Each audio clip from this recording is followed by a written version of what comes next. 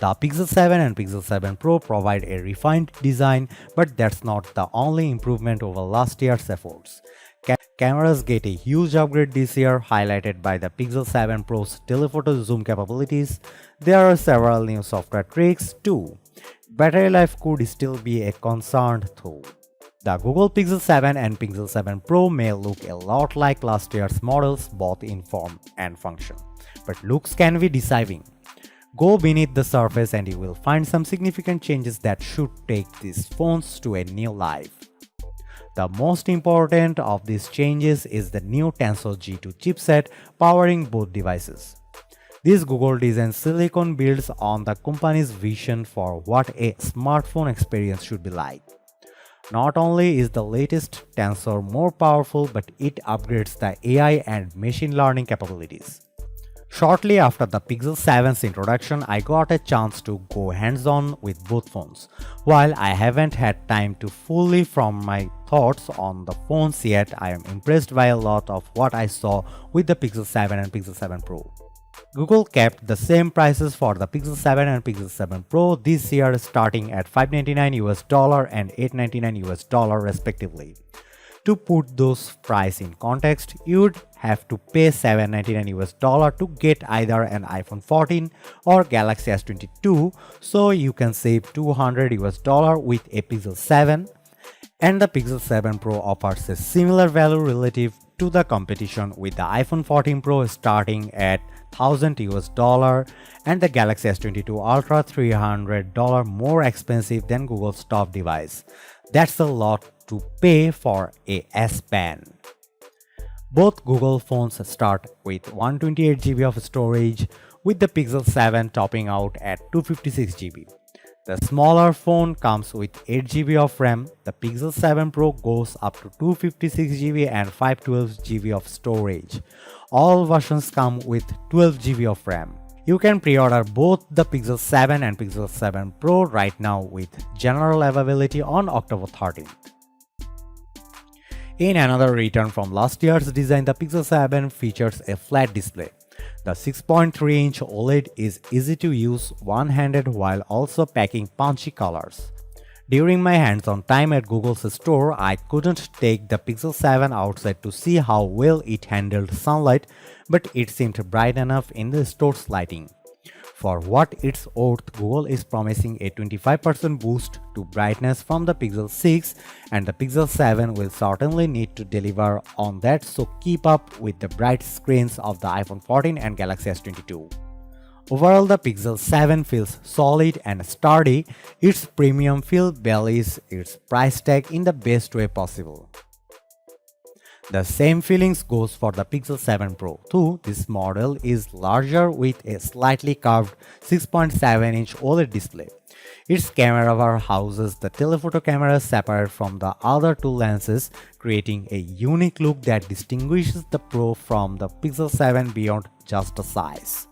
I like the refinement of the design first introduced last year, and I am happy to see Google continue to try to stand out from the sea of other smartphones. The Pixel 7 and Pixel 7 Pro both received some major camera upgrades this year, with the Pixel 7 Pro getting the more significant boost. Google put a huge emphasis on zoom, with the Pixel 7 Pro aiming to offer professional-level telephoto capabilities. Google's Super Res Zoom technology has vastly improved.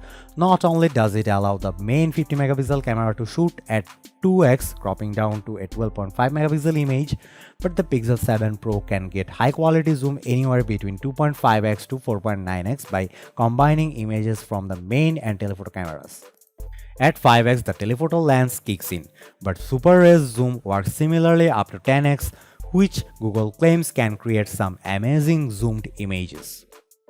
Super Res Zoom still does what it set out to do by cleaning up high digital zoom photos. At 15x and above, the feature will do noise your images, and zoom stabilization keeps your phone locked on your subject, much Samsung has done. This also helps provide nice zoomed images. Google really wanted to highlight the real tone, its inclusivity measures to ensure that everyone's skin tones are properly represented in their pictures. But that's not only inclusivity feature. Guided Frame helps blind users take perfect selfies by guiding them via voice to line up their shots. While I'm not blind, I nonetheless find this so cool. Both the Pixel 7 and Pixel 7 Pro feature a new macro mode much like Apple introduced with the iPhone 13. Google accomplished this by increasing the ultra-wide sensor size by 25%, but it also added autofocus to that camera.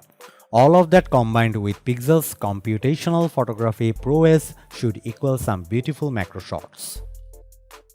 But what about video?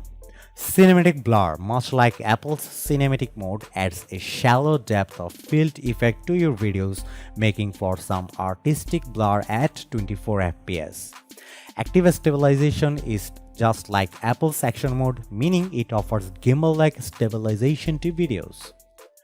10-bit HDR is also now standard, offering a broader range of colors, and the Pixel 7 and Pixel 7 Pro can shoot in 4K 60 fps. Suffice to say, I can't wait to try out video and compare the Pixel 7 Pro to the iPhone 14 Pro. Many of the camera features outlined above are made possible by the new Tensor G2 chipset. Take photo unblur, which does what it says it does.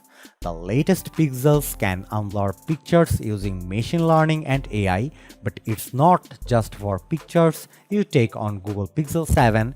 The new Pixels can even unblur pictures in your Google Photos library. But that's not all that the new silicon brings to the table. Thanks to the latest Tensor, Google's new phones offer some really neat software tricks. One of my favorite Pixel features is the suite called Call Assistant. This includes call screen, which answers your phone for you to determine who's on the other line. It's a godsend for spam and scam callers. Direct My Call, which before would transcribe automated options to you so you didn't have to remember them all, will now display those options before the automated voice even has a chance to say them, saving you a lot of time. And let's not forget Clear Calling, coming later on, which will use Tensor's power to quiet background noise and boost the caller's voice. Assistant has also gotten smarter, particularly the voice texting. The Pixel 7 and Pixel 7 Pro will now suggest relevant emoji, even if you don't remember the exact name of one you are trying to send. The Pixel 7 and Pixel 7 Pro will see 5 years of security updates, but unfortunately Google has only committed to 3 years of the platform updates. That means the 2025's Android 16 will be the Pixel 7's last Android update unless Google changes its mind. Considering that Samsung offers 4 years of Android updates, I find this move by Google disappointing. I am really excited for the Pixel 7 and Pixel 7 Pro, and I have even more excited to spend more time with both handsets in the upcoming days. The camera upgrades really entice me, especially the zoom upgrades. Google knows how to impress me with its photography prowess, so I have little doubt the newest Pixels will impress too. The new software features also excite me, from photo unblur to the call assist features. I love voice texting on the Pixel 6 Pro, so I imagine it will be a similar if not better experience on the Pixel 7 series.